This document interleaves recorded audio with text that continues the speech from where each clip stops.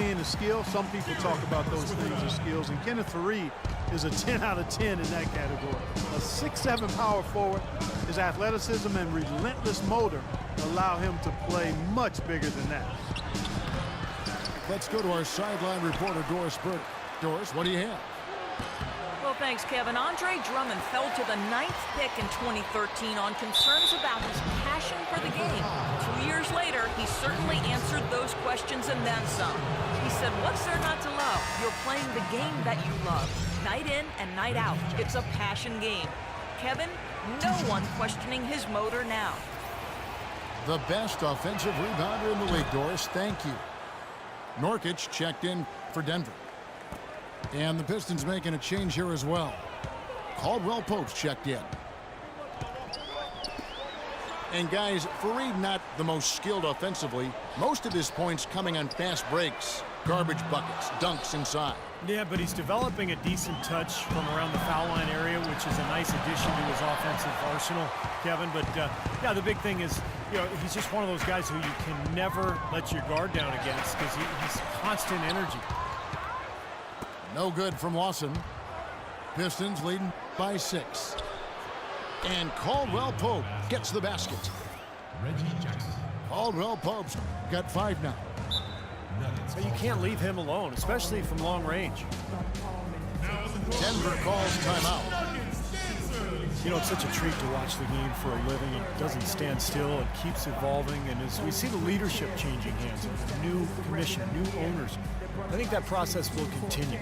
And hopefully they'll strike that balance between preserving the tradition of the game while also continuing to attract new fans. A chance here, Kevin, to see where the Nuggets sit statistically in the NBA right now. 7th in rebounding, 7th in fast break points. And this is also what I would call a pretty solid offensive rebounding team. I mean, they've got a top 10 ranking in the second chance points category. And the rebounding is really the key stat that I'm looking at right there with all those numbers you talked about, Clark. This is a team that really tries to be physical. And when they're able to secure boards, that does a lot of things for them. It helps their defense, keeping teams from getting second chance opportunities against them, and it fuels their fast break. Now a timeout called by Detroit. We talk about the new team owners. More than 30%, Clark, of the league's teams have changed hands. I didn't know this since 2010. I did not either, but again, as franchises grow in value, the owners are getting much more involved. And again, understanding the appreciation potential of this kind of asset. It's a bigger chunk of their portfolio now. It used to be owners were guys that kind of came through the basketball business somewhat and didn't look at it as something that could be a viable asset. But now it's a big business play. The Nuggets trail by 9. Lawson is doubled. Here's Harris. Off target from outside. Detroit's gone 3 of 7 tonight from three-point territory. Here's Butler. A chance to extend the lead to double digits, but it's no good. Nothing seems to be going down for him today. And Harris wide open. He shoots. Harris missing again. Pistons leading by 9. Wasted no time on that one. Caldwell Pope's got 7 points. They're going to have to tighten up defensively, guys, because they're really giving up way too many open looks. Fast break, here we go. Three-pointer, Butler. It's hauled in by Harris.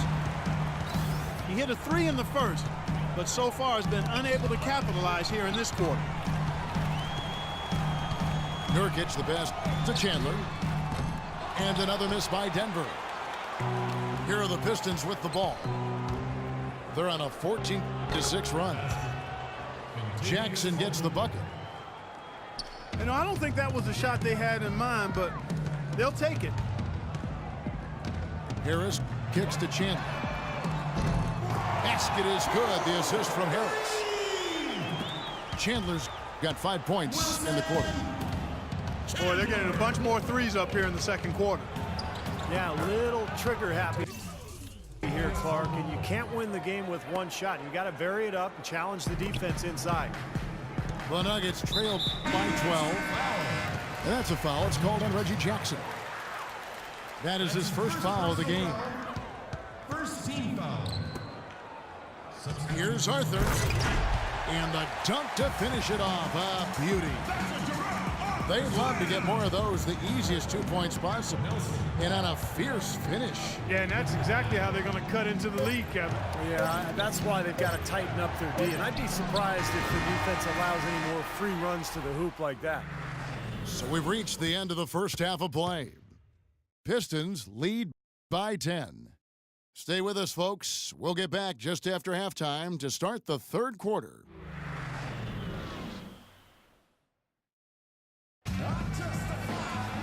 And the second half about to start here in just a few moments. Checking out the game, Kentavious Caldwell-Pope has had 9 points, and he's chalked up 1 3-pointer on the day as well. Yeah, a lot of times he's one of those players who can get hot and stay hot from the three-point line. So I look for him to continue to search for shots out there. Chandler and Fareed are at the forward spots. Gallinari is out there with Lawson, and it's Nurkic in at the center. So that's who Brian Shaw starts the second half with. Here's Lawson, and it's Denver scoring again. Pistons leading by 8. Ty Lawson, the former 18th overall pick back in 2009. Super quick, athletic point guard who looks to push the pace. He's been the perfect fit in the Nuggets' up-tempo offense. And for the Nuggets, they're shooting here about 46% for the game. From deep. Here's Gallinari. Dishes it to Fareed. And then jammed down as he goes right over Craig Monroe. Forget about going for the long-range bomb to cut into that lead. Just take it to the hoop, my friend. Take it to the hoop. And how, Clark. Brilliant throwdown. Yeah, just exerting his authority out there. Detroit's gone 0 of 2 from deep to start things here in the second half. It's stolen by Lawson. Here's Chandler. The fast break ends at the rim with the jam. Textbook example there of how to use defense to create offense. Yeah, beautiful transition play after the steal all the way to the basket. Wasted no time going from defense to offense. It feels like they're starting to pick up the intensity as the game itself starts to get a little more tight and close. Already it's February. Let's see how the East is matching up. You look at Atlanta and checking out Denver. Tied right now.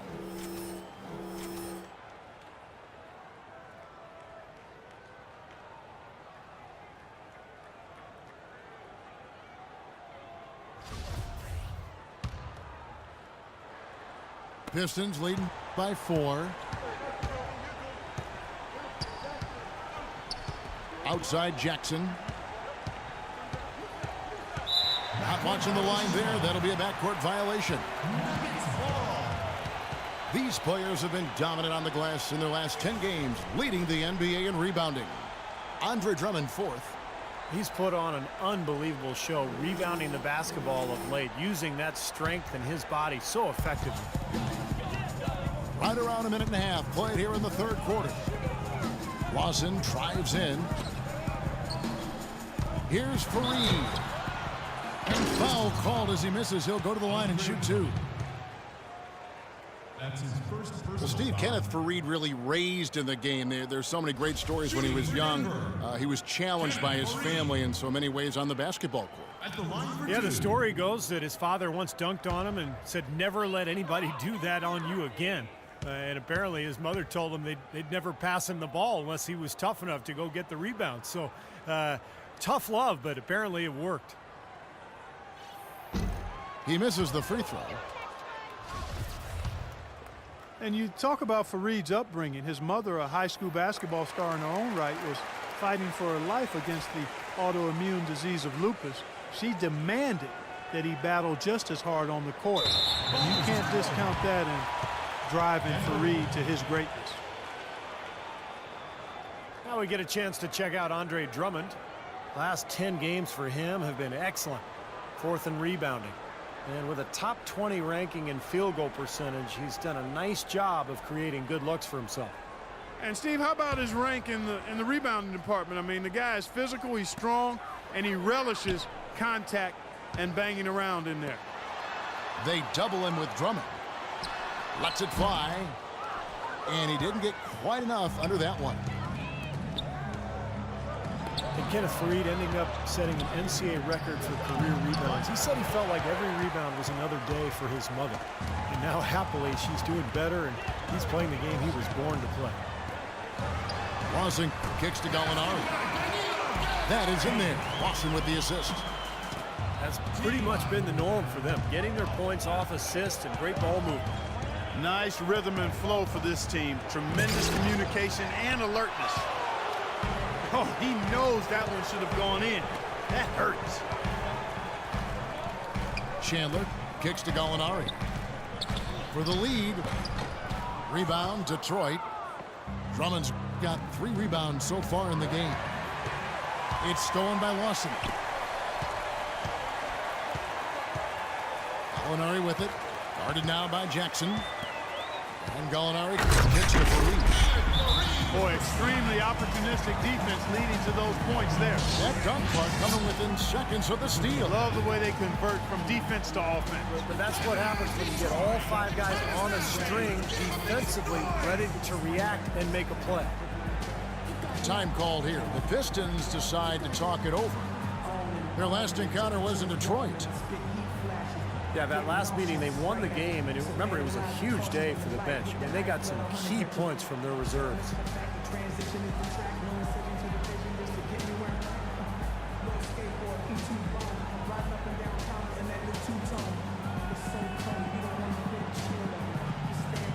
And the Nuggets with some changes. Nixon comes in for Kenneth Faried. And it's Will Barton in for Gallinari. Then for the Pistons, Tolliver comes in for Monroe. And it's Jody Meeks in for Caron Butler. The Pistons trailing. The drive by Jackson. Shot to end this cold run. And he sinks the layup. Jackson's got 9. Steve talked about the contribution they got from their bench in winning this matchup last time, Clark, and it was a great game for them in that regard. Kevin, it really was. I mean, the depth they have was apparent on that day. I mean, there was no drop-off when they went to their bench, and the coach has to be extremely confident knowing that his reserves can handle their weight. Ty Lawson somewhat undersized at the point guard position at 5'11", but he makes up for it with his strength, and he really competes defensively. He is not easy to push around. And for Lawson, the issue defensively, not so much getting overpowered, Clark. There's just certain shots he can't get to. Yeah, well, he's not the biggest guard. I mean, he's actually one of the smaller guards we have in the league, but he's powerful, he's explosive, and he does on occasion get outsized, and he just has to do the best he can in those situations. Tolliver, no luck. You know, he's so confident, sometimes to a fault, and that showed right there. That's a bad shot. Exactly. I mean, that's self-inflicted damage right there. There are a lot better options than what he took. No good from Lawson. If he can improve on what's been a shaky day for him thus far, they could stretch this lead out. Boy, the floor really opened up for him there. It sure did. A good job getting it started before the defense can get itself set. Sends it down right in his face. Clark, third quarter here, and 5 lead changes so far. Yeah, it's really been a bit of a tug of war. Back and forth we go. Yeah, both teams playing well. Neither club able to pull away. Kicks it to 4. For the 3. Detroit with the rebound. Drummond's got 4 rebounds now tonight. Nice ball movement by Detroit. Caldwell Pope. Off the mark there with the 3-point shot. 6 seconds separating the shot and game clocks. And there's another one for the Nuggets. You know, he was smart to draw his man out to the perimeter. He's giving up too much size to be effective inside. Agreed. As long as he picks his spots, his outside shot will be hard to block, no matter who's on him. In this quarter, he's really been off the mark. He just looks a little bit unsettled. Offside Lawson. That doesn't go either for Lawson.